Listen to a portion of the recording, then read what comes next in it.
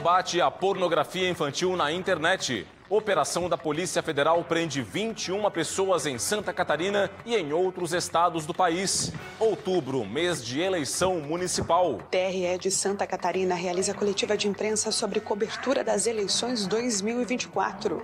O emprego formal em Santa Catarina. Estado fecha o mês de junho com vagas formais em alta, de acordo com dados do Ministério do Trabalho. Série B do Campeonato Brasileiro. Avaí encara o Botafogo de Ribeirão Preto na busca por se reaproximar do G4 da competição. O trabalho para pessoas com deficiência. Lei de cotas para pessoas com deficiência completa 33 anos com muitos desafios pela frente.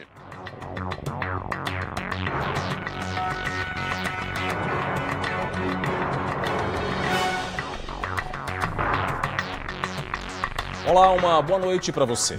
A gente começa o Band Cidade de hoje com a Operação Lift Down, desencadeada pela Polícia Federal para combater a disseminação de pornografia infantil pela internet.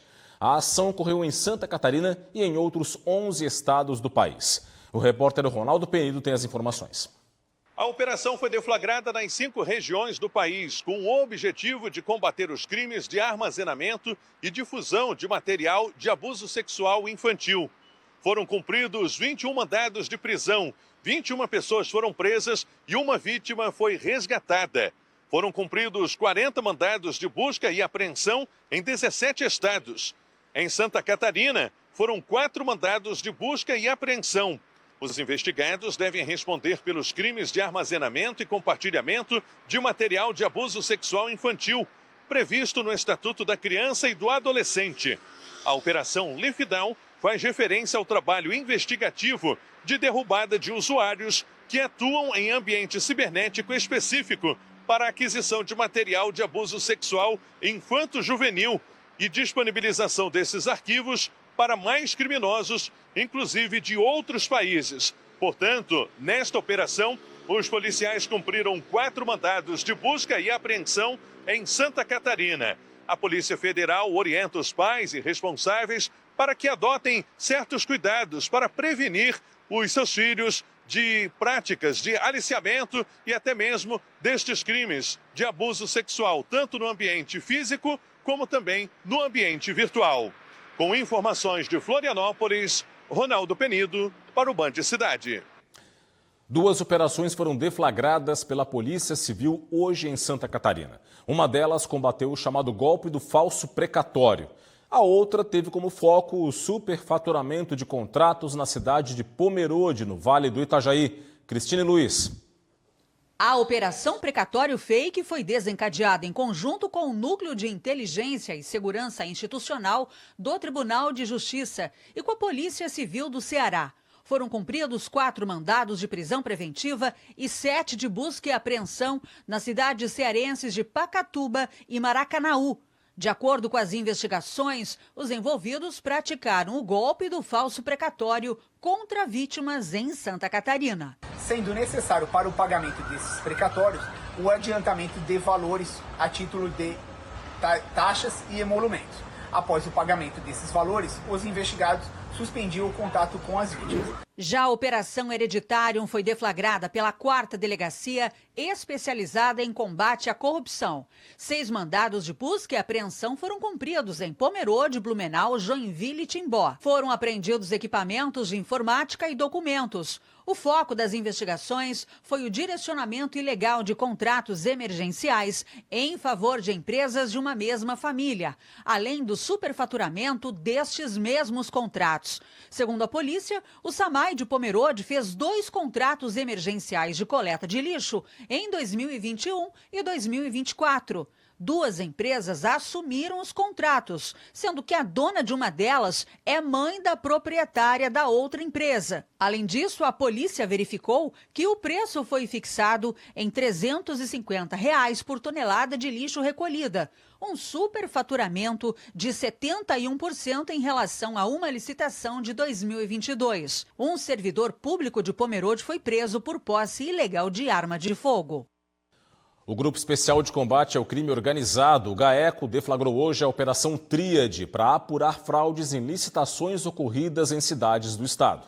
Foram cumpridos 18 mandados de busca e apreensão nas cidades de Araranguá, Lages, Florianópolis, Praia Grande, Bela Vista do Toldo, Balneário Rincão, Treviso, São Ludgero, Pedras Grandes, Passo de Torres, Santa Rosa do Sul, Gravatal e Capivari de Baixo. As investigações são um desdobramento da Operação Hepater Filium e buscam desarticular um grupo de empresários e agentes públicos acusado de fraudar licitações para a contratação de serviços de assessoria e consultoria tributária. O objeto das contratações era a recuperação dos créditos previdenciários pagos a maior por entes municipais a servidores. A investigação apontou que um acordo previa que um percentual do dinheiro recuperado era pago aos agentes públicos como contrapartida à contratação ilícita. Os investigados vão responder por fraude a licitações e corrupção ativa e passiva.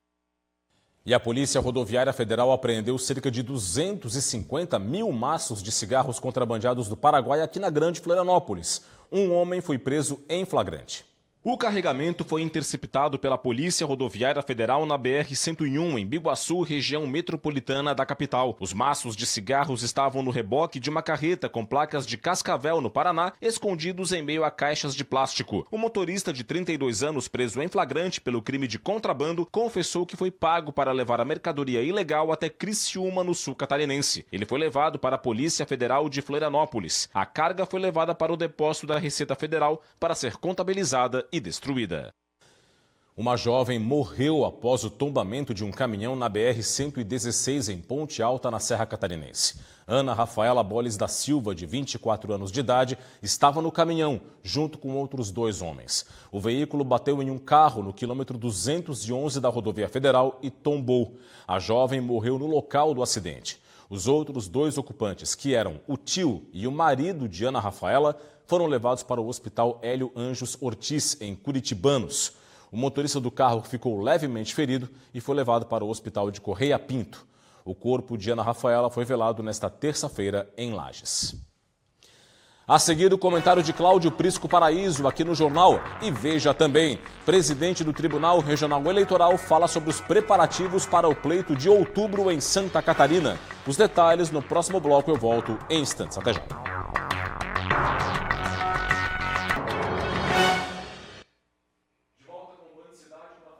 Eleição municipal. A presidente do Tribunal Regional Eleitoral concedeu hoje uma entrevista coletiva para falar sobre os preparativos para o pleito de outubro. Um dos principais focos é o combate às famigeradas fake news. A imprensa catarinense se reuniu na sede do Tribunal Regional Eleitoral da capital, Florianópolis, para uma coletiva sobre a cobertura eleitoral. Desembargadores e autoridades técnicas apresentaram estratégias de comunicação para auxiliar e qualificar os jornalistas com relação à cobertura das eleições municipais deste ano, a fim de combater a desinformação e colaborar com o eleitor durante a campanha dos candidatos e também no dia das eleições. Uma novidade das eleições municipais é o uso da inteligência artificial no combate a falsas notícias. Ela tem acesso a todas as plataformas e, com base em informações pré-cadastradas, faz uma checagem do que está sendo circulado, verificando que tem alguma informação que tem uma conotação que possa dar indício que não ser verdade. A pessoa responsável é notificada para prestar esclarecimentos. O eleitorado do estado catarinense cresceu. Conforme dados do Superior Tribunal Eleitoral, de 2020 para 2024, o número de votantes é superior a 8%, ultrapassando os 5.640.000 eleitores. Isso revela que a atividade econômica, a atividade cultural, social de Santa Catarina é muito efetiva e, por isso, nós temos um crescimento de pessoas que vieram de outros estados a fim de prestar aqui serviço, trabalhar, morar, acaba prestigiando o nosso estado com um número maior de eleitores. Primeira mulher a conduzir a eleição do TRE Santa Catarina, a presidente Maria do Róciolo Santa Rita destacou que a maioria do eleitorado brasileiro e catarinense é composto por mulheres. Eu me sinto honrada, de ser uma mulher comandando as eleições em Santa Catarina para incentivar as mulheres a se candidatar, porque nós temos mais de 50% do eleitorado brasileiro e catarinense de mulheres. E essa representação precisa crescer no número de eleitas, de candidatas e de eleitas. Essa representatividade é importante para a democracia. Vamos continuar a falar sobre política, mas agora com um comentário de Cláudio Prisco Paraíso, aqui no Band Cidade. Tudo bem, Prisco? Como vai, Rodrigo? Tudo bem. Prisco, sexta-feira que vem, dia 9, tem a inauguração do contorno viário da Grande Florianópolis. Está confirmada a vinda do presidente Lula? Pois olha, Rodrigo, a mídia nacional hoje tem dado como certa a visita presidencial, que seria a primeira em ano e meio, já ano e meio ultrapassado. Pois muito bem, o que é que se coloca? Que o presidente tem viajado na tentativa de melhorar a popularidade.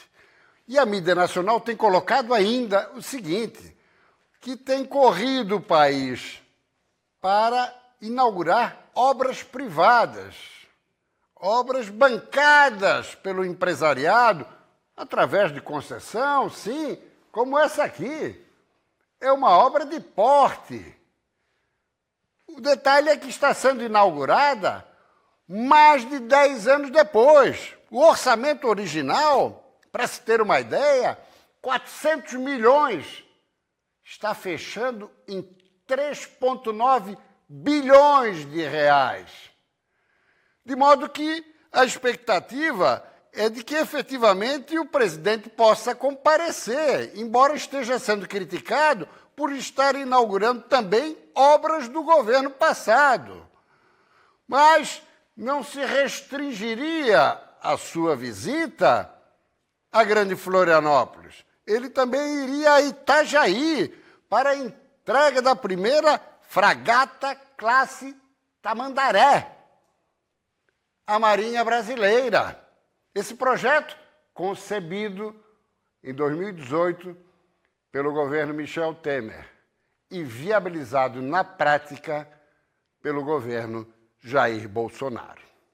Muito bem, partamos da premissa que não teremos novos cancelamentos ou transferências, como já ocorreu umas 4, 5 vezes, do ano passado para cá. Partamos da premissa que ele virá. Certamente, acompanhado do seu ministro de Transportes, Renan Calheiros Filho. Muito bem. E será recepcionado por quem?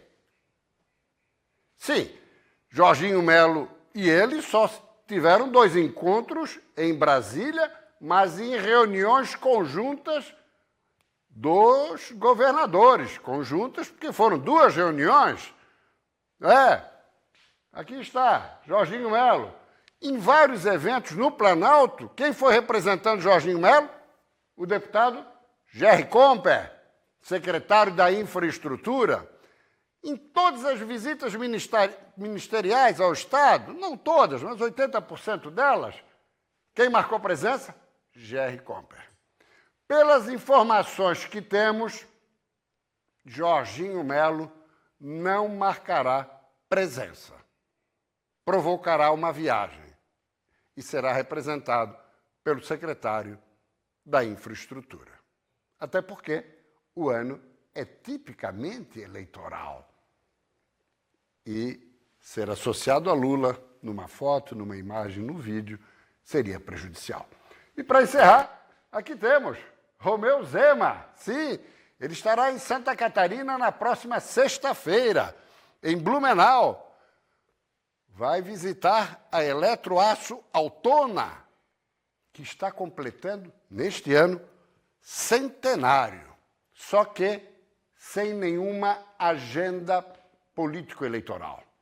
Diferentemente do que disse ontem, as convenções vão até segunda-feira, dia 5. Depois teremos a homologação das candidaturas, Rodrigo. E só a partir de então é possível a realização de campanha eleitoral. Por isso que o representante do Novo não se incorporará em nenhuma agenda do partido, considerando as eleições. Cláudio Prisco Paraíso, todos os dias com a gente aqui no Band Cidade e também no portal TVBV Online. Acesse e confira. Forte Obrigado, abraço. Prisco. Até amanhã. Boa noite. Até amanhã. Vamos falar de emprego agora? A lei de cotas para pessoas com deficiência completou 33 anos neste mês de julho. Apesar do aumento significativo nos últimos anos, ainda é preciso, infelizmente, avançar para garantir o acesso dessa parcela importante da população ao mercado de trabalho. Sancionada em 1991, a Lei de Cotas para Pessoas com Deficiência ainda demorou alguns anos para ser adotada pelas empresas brasileiras. Foi um mecanismo encontrado para garantir a inclusão destas pessoas ao mercado de trabalho. São 33 anos completados agora, no mês de julho, ainda com muitos desafios pela frente. A lei assegura que empresas acima de 100 funcionários devem garantir de 2 a 5% das vagas para pessoas com deficiência ou reabilitadas pelo INSS. Em Santa Catarina, já são mais de 30 mil trabalhadores PCDs contratados.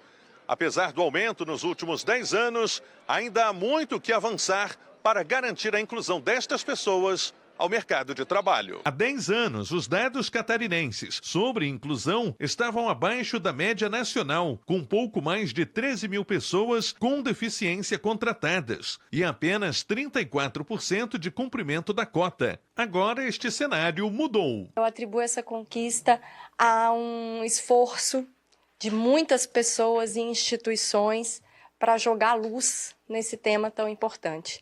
Em 2014, então, a gente estava abaixo da média nacional, empregávamos pouco mais de 13.500 pessoas com deficiência e hoje, 10 anos depois, a gente já tem um número de quase 31.500 pessoas com deficiência que sempre estiveram aí, estavam aí há 10 anos atrás, mas que saíram dessa invisibilidade e começaram a conviver conosco. A fiscalização do cumprimento da lei é de responsabilidade da Auditoria Fiscal do Trabalho, que orienta as empresas, propõe ajustes e oferece apoio na capacitação destes profissionais. A auditoria faz um trabalho, além desse de articulação e de organização de eventos e momentos em conjunto, a gente chama aquelas empresas com 100 ou mais trabalhadores para verificarmos se ela cumpre. E nesse momento damos orientações e a possibilidade, se for uma empresa que realmente quer investir, a gente pode fazer um termo de compromisso e dar até 1 ano ou até 2 anos se ela quiser fazer isso através da aprendizagem profissional, que é a qualificação profissional de pessoas com deficiência.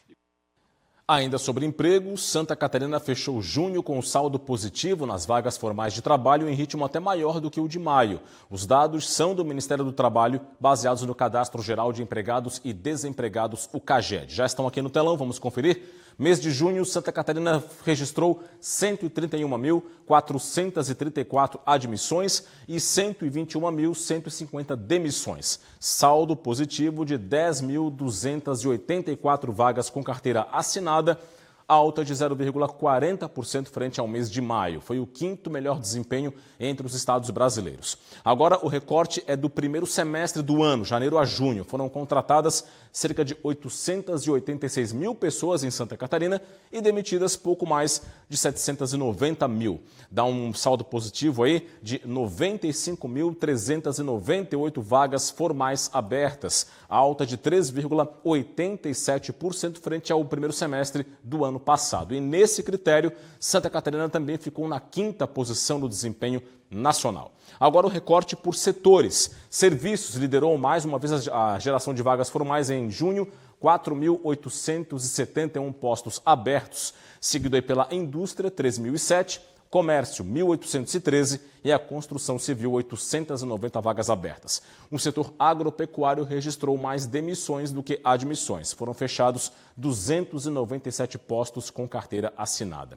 E entre as cidades catarinenses, no primeiro semestre do ano, Joinville liderou a geração de vagas formais, 9.128 postos abertos. Depois vem Itajaí, 7.534, Chapecó, 5.226, São José, 4.647 e Blumenau, 4.446 vagas.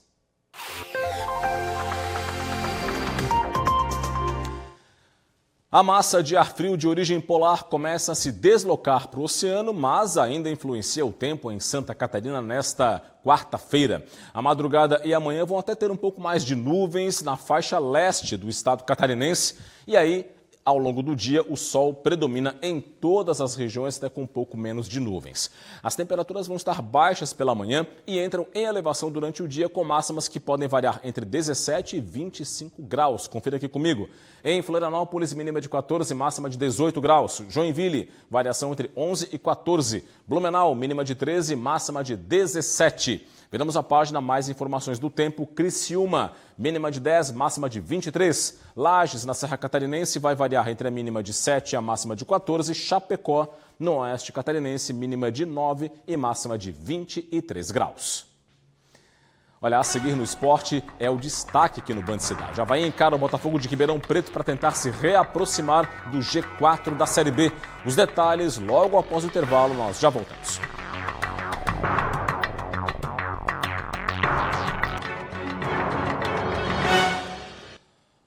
Voltamos para falar do concurso da Rede Pública Estadual de Ensino. O certame voltou a aceitar inscrições após a adequação do edital a uma decisão da Justiça.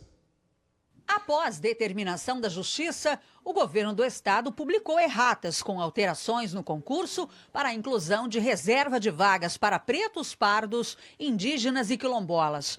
A inclusão veio após uma decisão judicial do dia 24 de julho que suspendeu o concurso e ordenou as alterações após a publicação das erratas. Neste sábado, 27 de julho, a Universidade Regional de Blumenau, a FURB, organizadora do concurso, informou que a decisão foi cumprida e que os candidatos podem continuar a se inscrever.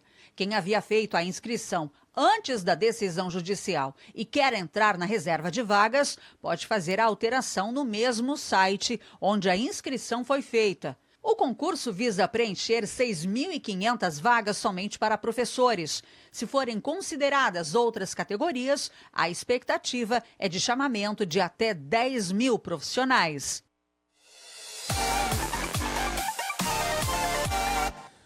Série B do Brasileiro, o Avaí enfrenta hoje o Botafogo de Ribeirão Preto na ressacada.